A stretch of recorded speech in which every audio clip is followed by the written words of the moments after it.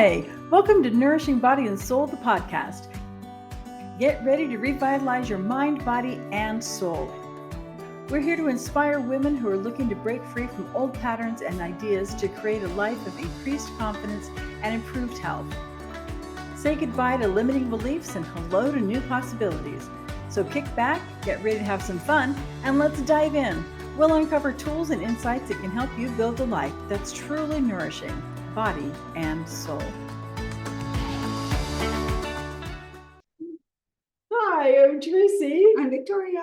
And welcome to the podcast. We're super glad that you're here. Yes, very glad. Very glad. And we are prior to this. We're having a little bit of an ironic start because we're talking today about being still and the value of that. Yes. What has led up to this moment now has been anything but. Yes. No. I was just telling her I have coffee, but it's decaf coffee every day. Not every day, but like when I come here, I have decaf coffee. And I think they didn't give me decaf coffee. I think it was caffeinated because I'm pretty jumpy. So I'll try to be like as least ADD as I possibly can be. Where's the fun in that? It's 2 hours before we talk here. Yes. Literally, we've been talking for 2 hours already, so Yes. That's how this has been going. Yes. Bouncing off the walls. So see, no, now we're all set to be still for a little bit, theoretically. Serenity now, please. I had a boyfriend that used to say that, serenity now. You'd say it ironically because I was never serene. Oh, well, so being still. So Yeah, so we're talking about being still. Yeah. Why are we talking about that? Yes. Yeah, exactly. Why are we talking about that? Who needs to be still? Everybody. Yeah. Yeah. The reason is because it's so undervalued and not, I mean, I feel like it's being more promoted now than it used to be, which is awesome. Yes. But we're still in our culture very much of a, when you first meet somebody new, often you ask, what do you do? Yeah. It's very action oriented. That's true. That's why that is the first question. I just met some people over the weekend and that was the first thing they asked me is, what do you do? And I told them I write, and that felt very still to them. It was not enough for me. Excuse me, there was like sorry. There's a little something flying. Yes, there's a little something flying. Sorry, I apologize. It's spring here. So, yes, and it's gorgeous. And actually for me, that helps me with the stillness thing, because man, to go outside right now. It's beautiful. Good stuff. But yeah, so it's an undervalued thing, but like, are you, I mean, maybe you are. I think people are more aware now of like actually what happens, what the benefits are of being still. I mean, I know there's supposed to be benefits. I think I might reap them if I actually did something, but I try to meditate. I know they say it's super good for you. I know. I mean, like all kinds of things. They're actually like very hard for people with ADHD. But there are resources for that. I haven't looked into them, but I know there are some. But yeah, stillness helps with mental clarity. These are things I need. Stress reduction, which then of course leads to all kind of health benefits. Enhanced creativity, which is, hello, Miss Writer. I don't know if I need any more creativity. I think I've got too much creativity. That's my problem. But I think probably most of us have been, we work on something, and you kind of hit this wall and you keep. Yeah, that's true. Culturally, it's like, that's true. Yeah, push through the wall. wall. You try to push through. And when really the most effective thing you can do is just like step away, rest your brain from that, and then you come back and there you go. Our physical health, when we're resting, when we're being still, it's like time for your body to go in maintenance mode. It's like our computers need time to be down so that they can just do all the background stuff they need to do. Our body needs the same thing. And emotional balance. All of us at one point or another need more of that. I'm so balanced. all the time, 24/7, 365. Thank you very much. Yeah.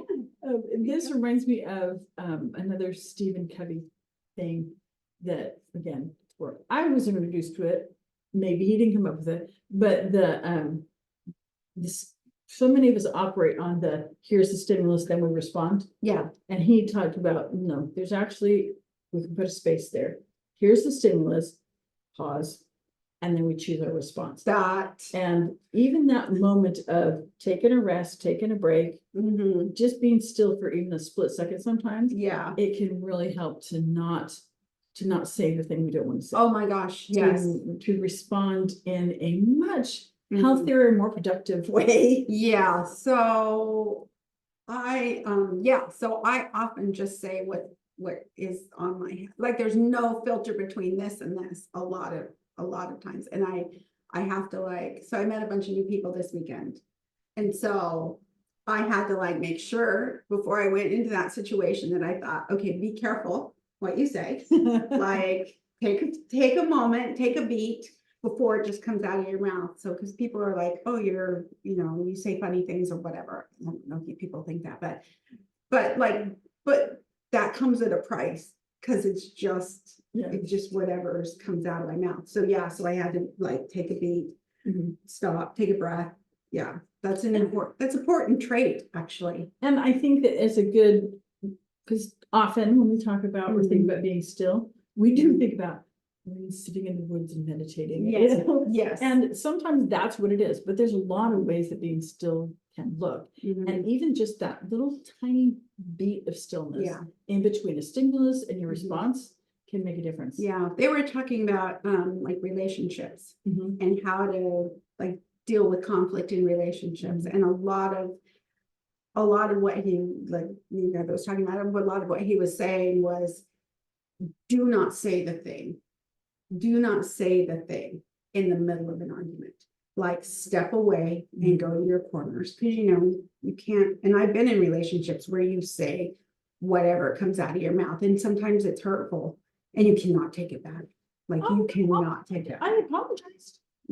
Yeah. I felt really bad and I apologize. You cannot. But it's still, and apologies are good and all of that, but it's we have a ghost. Our ghost is joining us today. Yeah, we have a ghost.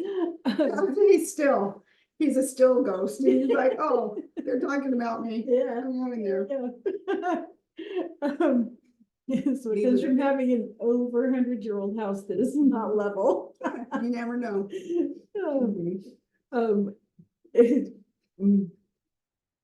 I think my daughter was a little disappointed that we didn't have a ghost. We moved into an over 100-year-old house. You don't know if you have a ghost or not, do you? We have not ever had one that we could recognize. But we digress. Yes. Yes. But yeah, even just having a moment of stillness can really make a big difference with that emotional balance. And with relationships and with all of that.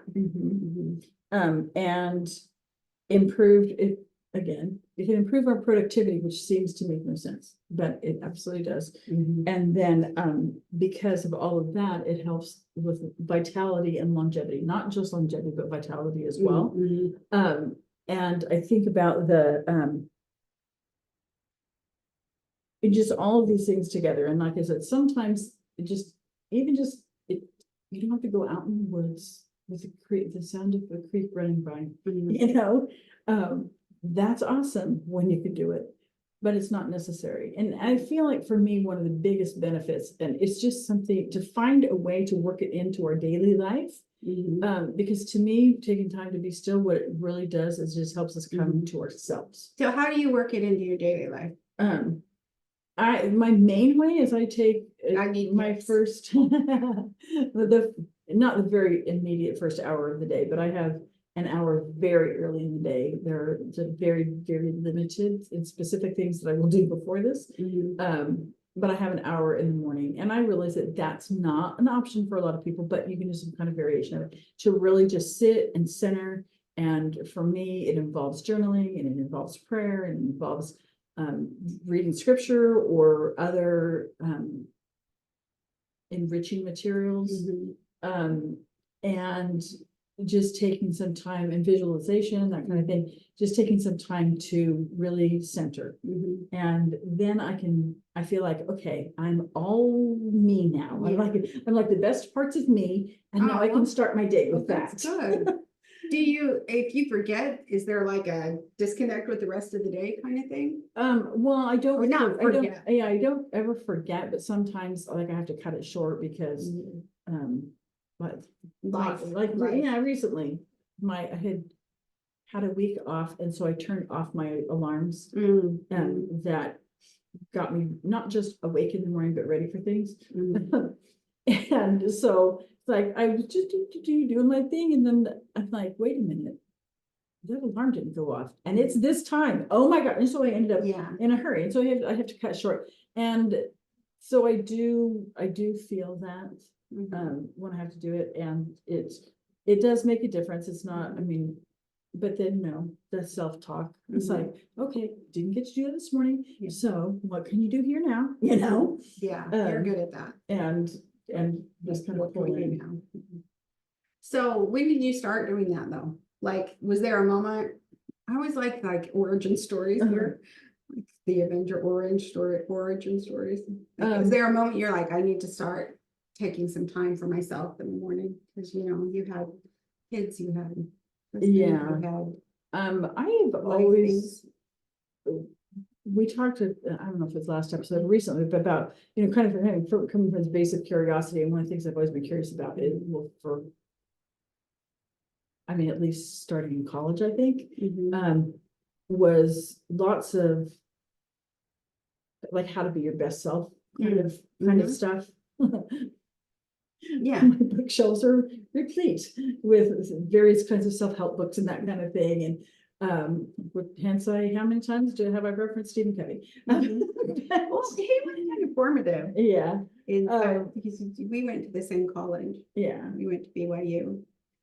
I'm trying to think that's where I came across it. But anyway, So that was about the so time he it was, very first started. I think it was like 1990, somewhere in there, where he first, I don't I remember. don't Maybe remember, he but was, yeah, anyway, so that you know, kind, you know, that kind of thing. And pretty much without exception, you talk to people who are anywhere in the productivity area, in the self-help area, and that's like a common thing. It's always, Really? it's like, there's a whole thing now that it's the 5 o'clock club, and I haven't read that, so I'm not gonna comment on that specifically. Well, gee, what's Other than, it's just, it's basically like, you get up at 5 o'clock, period. oh, in the morning? Yeah, you get up at 5 o'clock and you do this with your morning. What happens when you go to bed at 5 o'clock? I see those where it's like, you know, because that also then facilitates for many people. Then I'm just gonna forego some sleep, and that where are the best benefits? Yeah.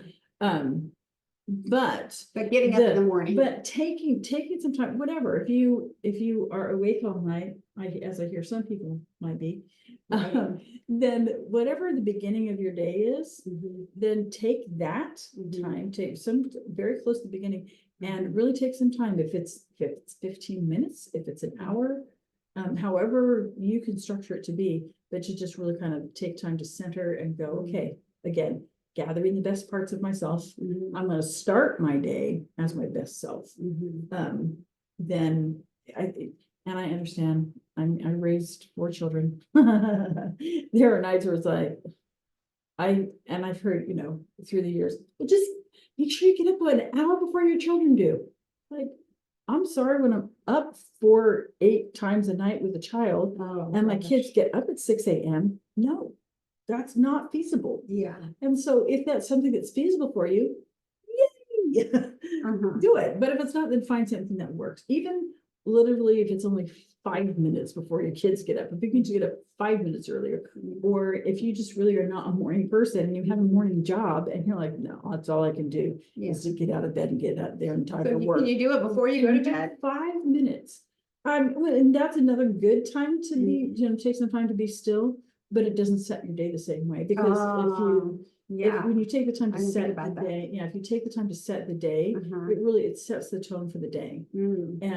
And I feel like you get ahead of the day, and you're you're not reacting to the day. Yeah. You know, and for me, and I think that's the biggest difference. When I If Mhm. something happens and I have to cut my time short, or for some reason, something unexpected comes up first thing in the morning and I have to just, okay, well, I guess I'm not doing that right now.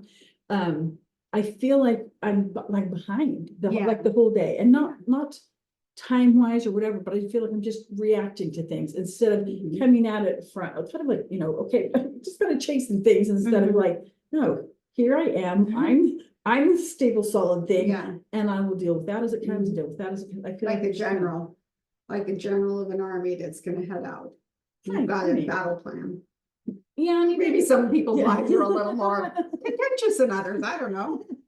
But you're just kind of, taking the time at the beginning of the day to really gather yourself and to, like I just said, to be your best self first thing in the morning.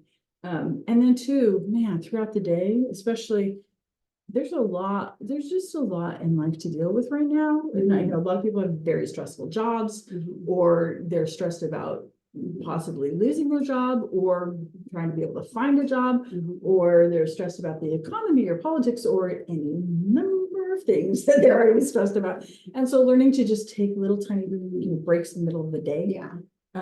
Take news breaks. Like for seriously. years if you need to. Yeah. But I mean, Yeah. just kind of, if you can kind of feel yourself going, and just go, okay, no, wait. And I talk so much about the value of taking a breath. Mhm. If you can just, if you can find a second to take a deep breath, that's a really good kind of, it's a very quick be still, but it's a very valuable be still. That box.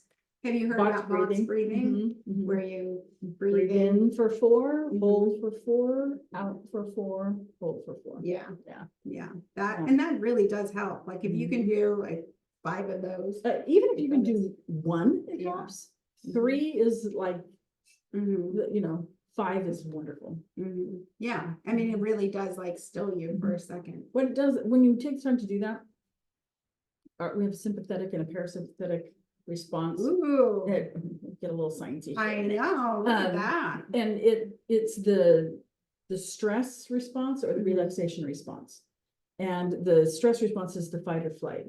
And it gears things up. And so when you take the time to breathe like that deep breathing, it activates our parasympathetic response, which is the relaxation response, which then literally sets up the systems in our body for supporting the calm, just Wow. the reset.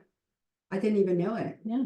Oh, Now that's you do. cool. Don't you Wow. feel smart? Yeah. Well, I more think you're smart.